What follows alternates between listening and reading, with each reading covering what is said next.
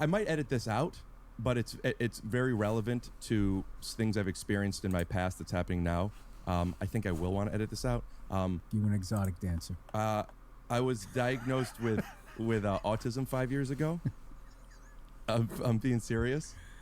I'm laughing seriously. That's fucking great. And I've developed a lot. Let's go to Vegas. We'll win a bunch of money. I could count. I'm great at blackjack. You guys all count cards. Jews? Paris. You can't actually count cards anymore. I mean, you could, but you need to know how many decks they've got. And then the more decks that they have, I think like the usual is about 4. And so you have to have like a whole memory palace to count the deck. Memory palace is basically a way of imagining.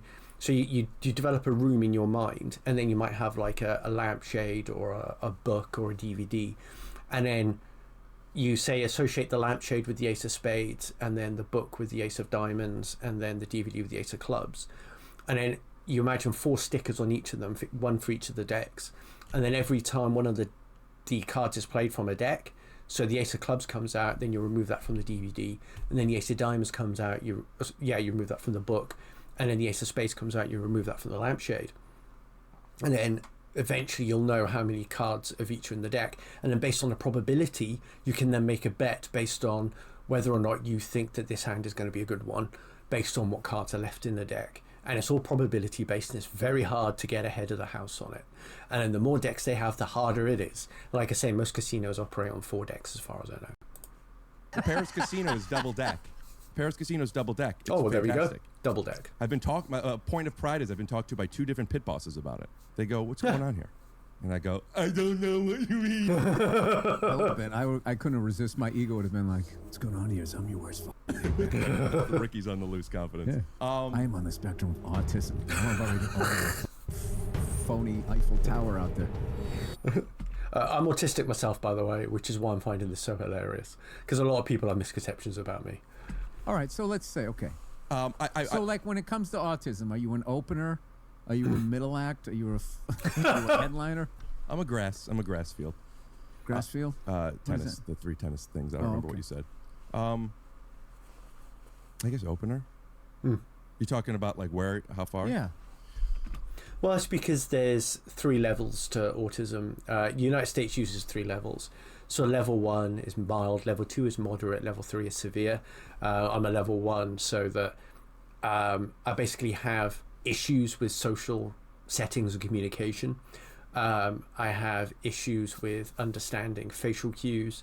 I have emotional problems, emotional regulation problems, and I do see the world in a very structured way. But one of the things that sets you apart in mild, moderate, and severe, or level 1, 2, and 3, is how you can get about life. I can function, I can go to work. I had a bad time at school. My attendance was very poor at school. But as I got through and I started doing things that I was interested in, my attention at university and on my apprenticeship, they're all very good. So provided I'm interested in something, I can fucking function. And there are people who, as they go up the scale, they tend to struggle more. And then when you get into severe, you tend to get people who are non-verbal communication. And then they struggle to get their needs met, and they can get very frustrated and angry because the other people aren't understanding what they're saying. And it can be a very frustrating, isolated world to live in. But that's why I describe myself as mild, and that's why they have level 1, 2, and 3 in the United States. I figured out something 2 weeks ago. Or actually, in the way Bill Burr said it, opener, middle act, headliner. I'm an opener. Rick Glassman's an opener. Which basically, what the is autism? All I know is you just. I guess we're keeping this in if this is what we're talking about. No, but you can't talk about it. Like everybody gets all like, I'm on this spectrum, and you're like, all right, well, what does that mean? And they get like all fucking mad at you, like, I could explain it pretty easily. Okay. Are you sitting down? There are a lot of different character traits that people on the autism spectrum have. Okay, so the person who's made this video, Bill Burr University, they've put up a really helpful graphic here. In case you're listening to it, I'll read it out. Hyper or hyperreactivity to sensory input. Hyper is like, oh, that's too loud. Or hypo is, I can't smell it, I need more smell. So I have hypersensitive hearing. I have hyposensitive smell. I have hypersensitive touch. So it depends on what's going on. So people can have different ones. Lack of a sense of smell is pretty common. Hyperactive hearing is very common too. Social and communication deficits, verbal and non-verbal. So if it's non-verbal communication deficits, that could actually mean that we're not giving off the body language. Or verbal deficits is we're not saying things in the right way to help other people understand. And also the reverse is true. Fixated interests considered abnormal in other people.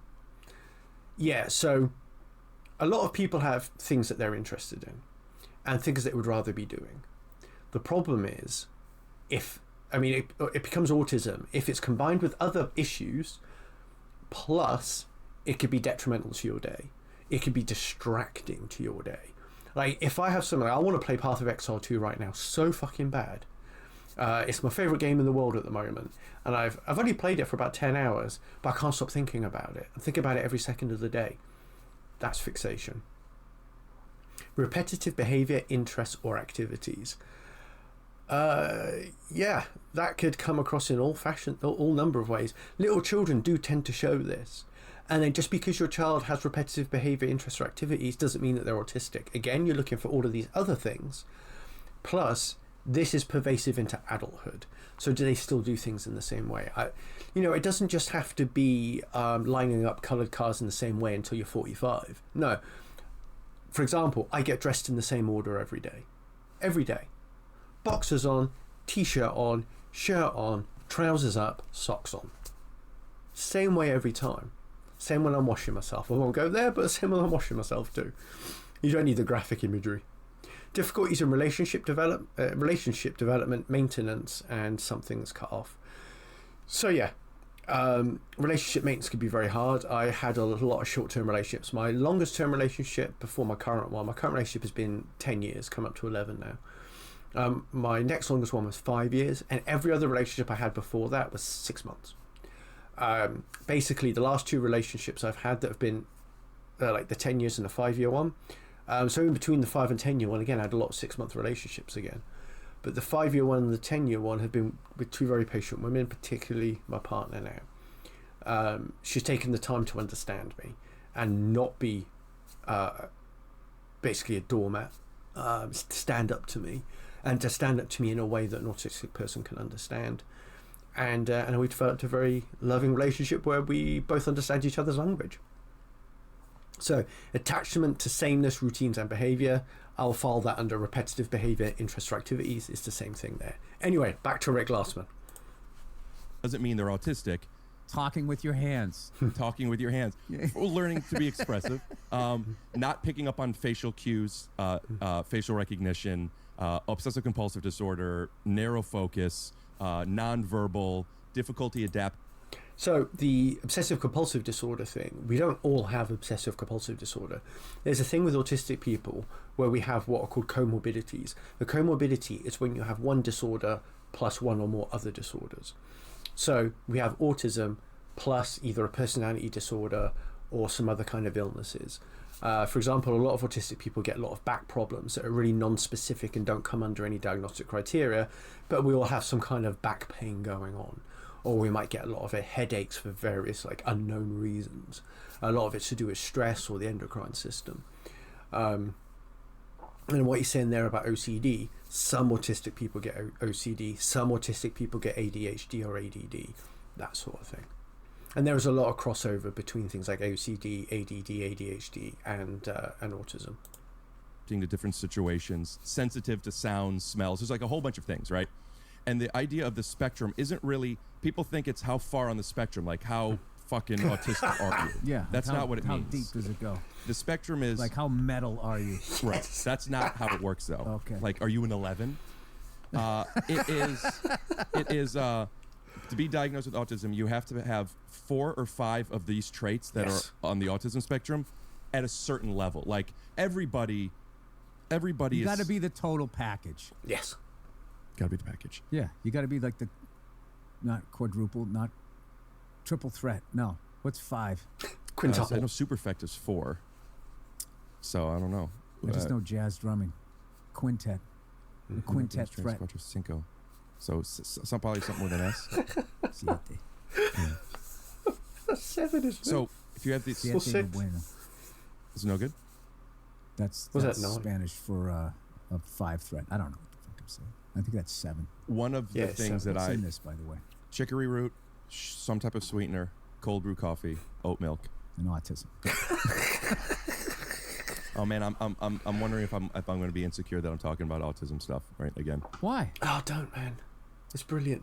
Because my point of bringing it up isn't to excuse any behavior or anything. It was only to try to explain one little thing, that one of the things that I've struggled with and I've gotten very good at, but it's still a thing, is difficulty understanding that people are thinking something different than me. Yep.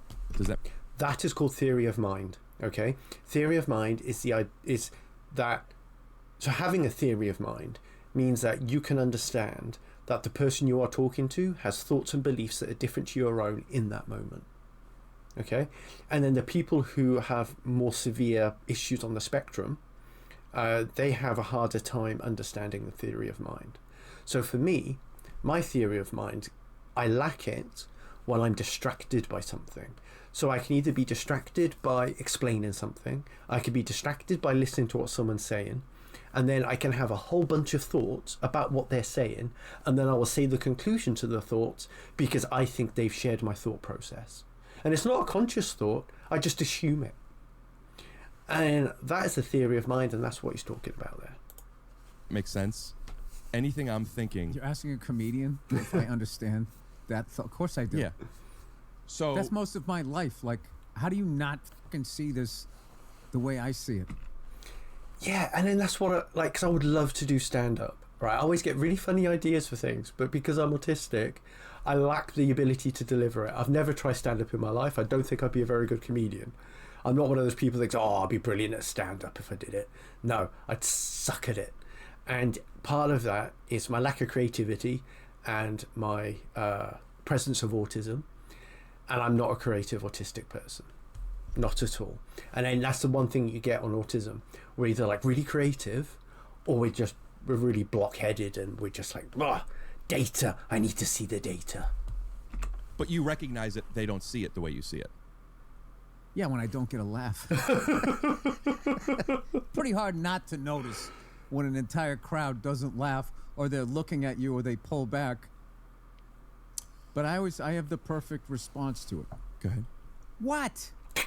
That's all you do. Yeah, You just introduce doubt and you blame the victim. If I can say anything to your listeners, never take responsibility for your own actions when you have the option of blaming the victim. Do you know what? Obviously he's joking, right? But there is something there about how autistic people will always take the blame. We'll assume that we're to blame, and that's because of the way that we've been socialized. A lot of people that grow up as autistic children, particularly if they didn't know they were autistic, is that they grew up in an abusive household.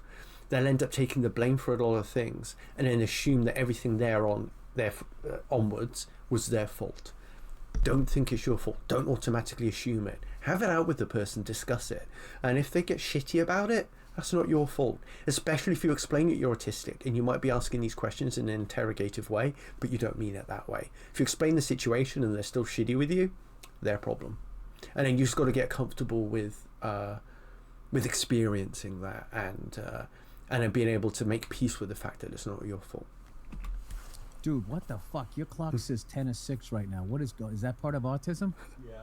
You gotta have, is that Israeli time? 10:45. Are you a spy? What time do you call the Mossad? Just drink that. There's nothing in it. Drink your coffee. I didn't do anything to it. Oh, I love his subtle humor. Like What a Jesus Rick. anymore. I tell you what, Rick Glassman, he is. I need to see more of his stand-up, but he never posts it. He's one of the funniest men I've ever seen in my life. Man.